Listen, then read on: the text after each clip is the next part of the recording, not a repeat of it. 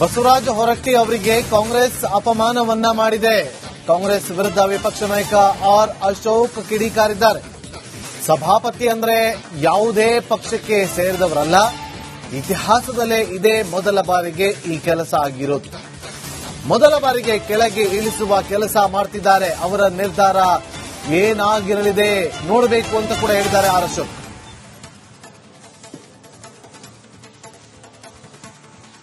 ಆದಿ ಬೀದಿಗಳಲ್ಲಿ ಚರ್ಚೆ ಆಗುವಂತಹದ್ದಲ್ಲ, ಅದು ಕಾನ್ಸ್ಟಿಟ್ಯೂಷನಲ್ ಪೋಸ್ಟ್. ಅದು ಯಾವಾಗ ಕಾಂಗ್ರೆಸ್ ಲೆಟರ್ ಅಲ್ಲಿ ಬಂತು ಅವಾಗೇ ಅದರ ಪಾವಿತ್ರತೆ ಹೊರಟೋಗಿದೆ. ಈಗ ಪಾವಿತ್ರತೆನೇ ಇಲ್ಲ. ಈಗ ಹೊರಟಿ ಅವ್ರ ಹತ್ರ ಮಾತಾಡಿದೆ ನಾನು. ಈ ತರದ ಒಂದು ಅವಮಾನವನ್ನ ಯಾವುದೇ ಸಭಾಪತಿಗಳಿಗೆ ಮಾಡಬಾರ್ದು. ಯಾಕಂದ್ರೆ ಸಭಾಪತಿ ಅಂತಂದ್ರೆ ಅವ್ರು ಯಾವುದೇ ಪೊಲಿಟಿಕಲ್ ಪಾರ್ಟಿಗೆ ಸಂಬಂಧಪಟ್ಟವರಲ್ಲ. ಅವರು ಯಾವ ಪಾರ್ಟಿಯಿಂದ ಗೆದ್ದಿರ್ತಾರೆ ಅದು ರಿಸೈನ್ ಮಾಡಿರ್ತಾರೆ ಪಾರ್ಟಿ ಮೆಂಬರ್ಶಿಪ್.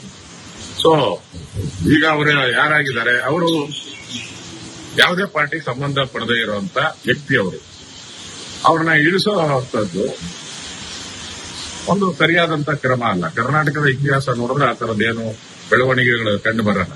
ಈಗ ಏಕಾಏಕಿ ಕಾಂಗ್ರೆಸ್ ಲೆಟರ್ ಅಲ್ಲೇ ಬಂದು ಸಂವಿಧಾನ ಪುಸ್ತಕನ ಯಾವಾಗೂ ಇಟ್ಕೊಂಡಿರೋ ಕಾಂಗ್ರೆಸ್ ಅವರು ಸಂವಿಧಾನಕ್ಕೆ ಅಗೌರವ ತಂದಿದ್ದಾರೆ. ಅದರಿಂದ ಇದು ಹೊರಟಿಯವರು ಈಗ ಏನ್ ತೀರ್ಮಾನ ತಗೊಳ್ತಾರೆ ಅನ್ನೋದ್ರ ಮೇಲೆ ಡಿಪೆಂಡ್ ಆಗಿದೆ.